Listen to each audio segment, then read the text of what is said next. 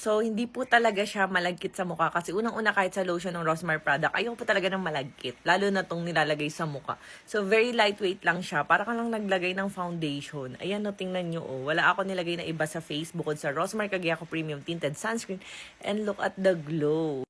Meron siyang instant whitening effect. Ayan, no, para kang naka-foundation. And no lagkit feels at all. And sa mga nagtatanong kung okay lang ba to kahit mabilad ka sa araw kasi baka pag may aircon lang daw siya okay. No, kasi 'di ba nga nung nag-Thailand kami, nag-Taiwan kami, sobrang init, babad talaga kami sa araw, guys. Pero still nagre-reapply po tayo sa harap or sa ilalim ng araw.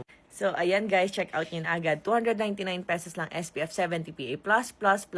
Imagine nyo yung protection na nabibigay sa inyo ng Rosmar Kagiako Premium Tinted Sunscreen. And pwede siya sa mga kagaya kong buntis. Ayan, ako mismo yung gumagamit nito. Ang tinanong ko sa OB ko, allowed talaga niya na gamitin dahil pinacheck ko sa kanya yung ingredients list. Kaya ano pang hinihintay? 299